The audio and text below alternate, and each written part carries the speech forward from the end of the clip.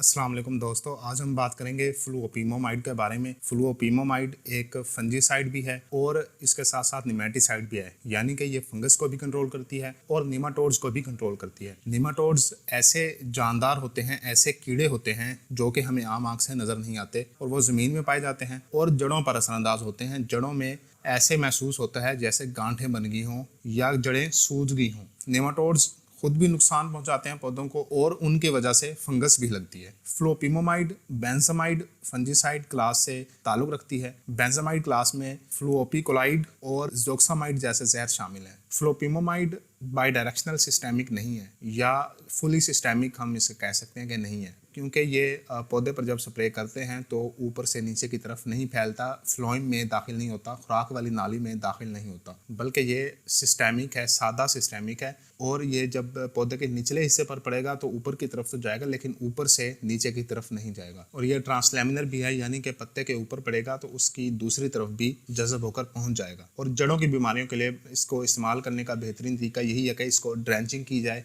यानी पौधे के तने के साथ साथ इसको डाल दिया जाए तो ये नीचे जड़ों तक पहुंचकर उस पर असरअंदाज हो जाएगा। और अगर बीमारी ऊपर है तो हम पौधे पर स्प्रे करके भी उसको कंट्रोल कर सकते हैं। प्रोडक्ट्स की बात करूं तो दो ही प्रोडक्ट्स हैं पाकिस्तान में जिनमें फ्लोपीमोमाइड पाया जाता है। एक विडाल है 30% ZC जाफर एग्रो की, और दूसरी प्रोडक्ट है ब्रेविस 40% SC FMC की। तो जो विडाल है ZC की शक्ल में दस्तयाब है। ये ZC का मतलब ये है कि इसमें दो तरह की फार्मूलेशंस हैं, एक तो सस्पेंशन कंसनट्रेट है और दूसरी कैप्सूल सस्पेंशन है CS। SC प्लस CS है इसमें। SC और कैप्सूल सस्पेंशन में ये फ़र्क होता है कि SC तो एक सादा सस्पेंशन होता है पानी के अंदर, यानी कि ठोस चीज़ पानी के अंदर तैर रही हो, तो जो जहर होता है वो ठोस शक्ल में होता है, सॉलिड शक्ल में होता है और बहुत बारीक ज़र्रों की सूरत में होता है। तो वो लिक्विड जिसके अंदर उसको तैयार किया जाता है उसमें तैर रहा होता है, उसके अंदर हल होकर ख़त्म नहीं हो जाता। जो कैप्सूल सस्पेंशन है उसमें भी ये इसी तरह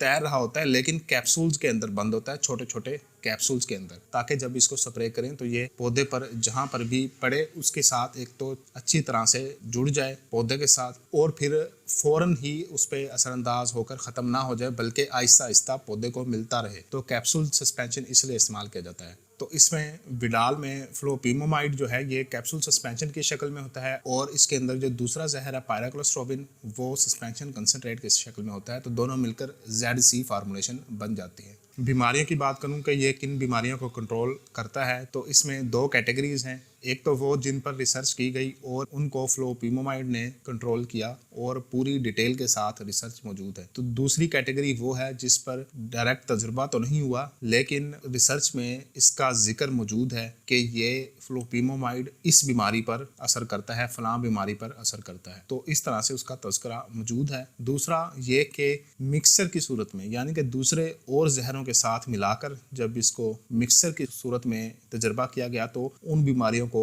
फ्लोपीमोमाइड ने कंट्रोल किया। मजीद ये कि जो मिक्सचर हमारे पाकिस्तान में दस्तयाब हैं उन पर भी यही बीमारियां दर्ज हैं उनके लेबल पर, और कंपनीज का ये दावा है कि ये इन बीमारियों पर असरअंदाज होती है। तो ये तीन तरह के सोर्सेज की वजह से ये डाटा कंफर्म होता है। ये दो कैटेगरीज जो हैं इन दोनों को मैंने ऊपर लिख भी दिया है। तो जिन बीमारियों पर फ्लोपीमोमाइड असरअंदाज होती है वो बीमारियां ये हैं।